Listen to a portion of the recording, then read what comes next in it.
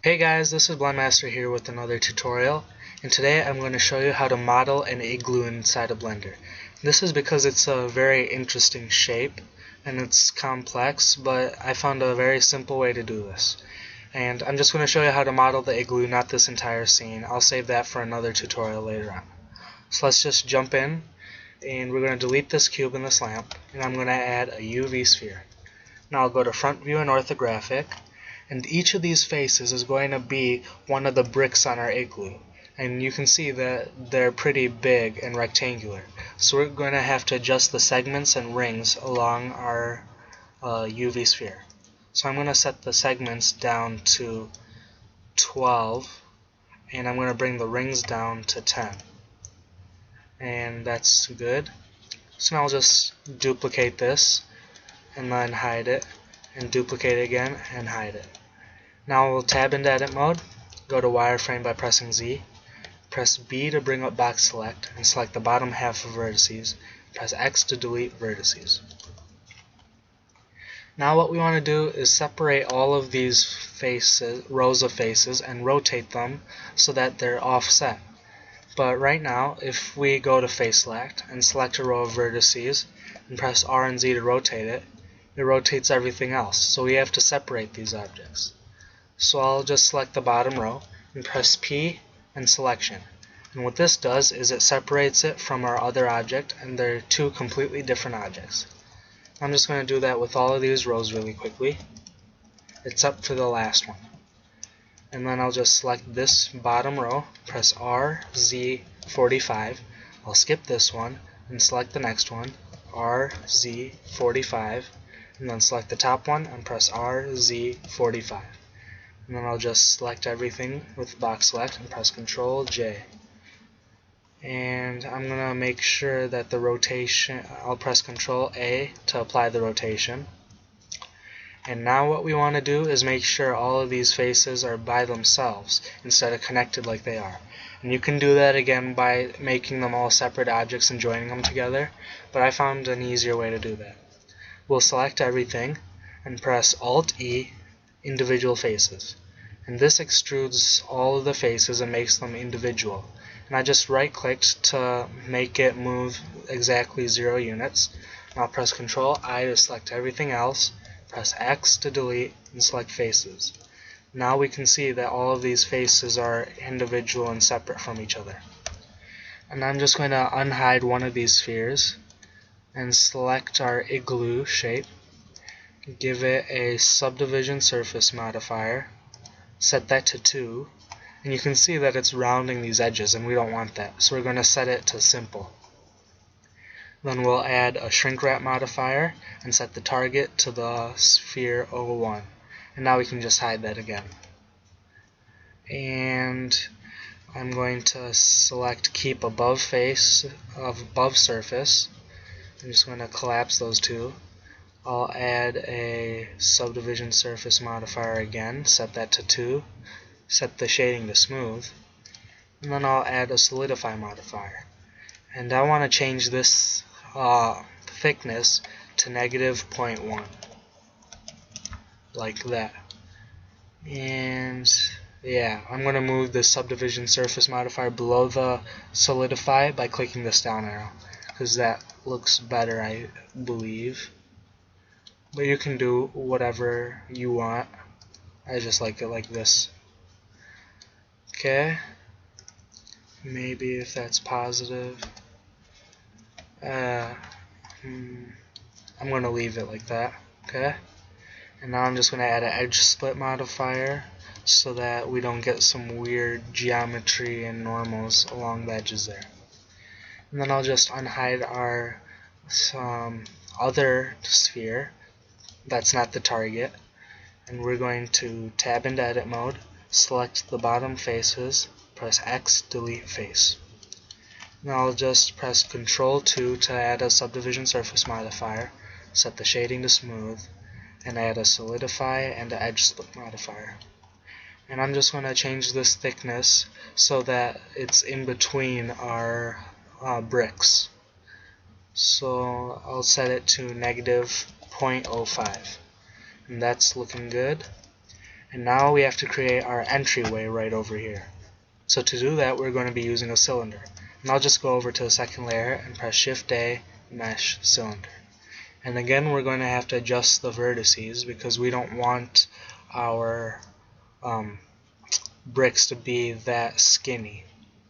So I'm going to set this to 12, then rotate it on the x-axis by 90 degrees, or the y-axis, sorry. And I'll tab in edit mode and scale it on the x-axis by 1.5. And then I'll add in about 3 loop cuts like that. And then we're going to do everything that we did with the UV sphere. But first I'm just going to select these two faces and press X delete face. And I'll just separate these objects like we did before. And then rotate this. I'll rotate this on the y-axis by 20 degrees. Whoops. X-axis. So rotate it. Whoops. Ooh, okay. Rotate it on the x-axis by 15 degrees. I'm just going to select this one and rotate it on the x-axis by 15 degrees. And then we'll select it all and press Ctrl J. And then I'll select everything in edit mode, press Alt D, individual faces, invert the selection, X delete faces so they're all separate. Now if we select both layers, we can select our igloo shape first, then select the cylinder, or select the cylinder first and then the igloo shape, press Ctrl L, which brings up this menu here to link the modifiers. And if we go to second layer, we can see what's happening. It copied all of the modifiers and made them look like bricks, but this shrink wrap modifier is still set to the sphere, but we want it to be a cylinder. So I'm going to add another cylinder, rotate this on the y-axis by 90 degrees, and then change the target for the shrink wrap from sphere to cylinder. And that should be good. So I'll just hide that cylinder, whoops, like that, and I'll set the shading to smooth. If I can find it, whoops, you have to make sure it's selected like that. And I might just scale this along the x-axis, tab in edit mode. Oh, I know what we did. We have to select the cylinder, tab in edit mode, and scale it on the x-axis by 1.5. There. Now I'll hide that. And we can select both layers and then scale. We have to make sure we hold the cylinder too, because otherwise it's going to mess up the shrink wrap. Scale it by 0.5. Go to front view and then just move it over to the side like that. And then just hide that cylinder. And that's pretty much it. You have a nice looking igloo. If you wanted now, you could delete these bottom faces and add a plane. Or you could just add a plane. Whoops. Make sure you're in object mode first. Scale it up by 10. You can go to front view, add snap the camera to view, and then just move it around above the ground floor. And you'll have a nice igloo like this. And if you want, you can make the horizon color a dark blue like that, and add a point lamp. I'm just going to move this right inside that hallway there, move it up, make this a nice orange color, set the strength to 100 like that. If we go into wireframe, you can see that's way too bright. I'm just going to change it to cycles, and then you can see it's looking a lot better, but it is a little too strong, so I'm going to set that down to 50 maybe, increase the saturation at least, make it more red. Yeah, that's looking good. Okay, and then I'll just add a sun lamp and rotate it like that, set it to 5, and that's a little too strong. I'll set it to 2 then. Tint it lightly blue, And that's pretty much it for this tutorial.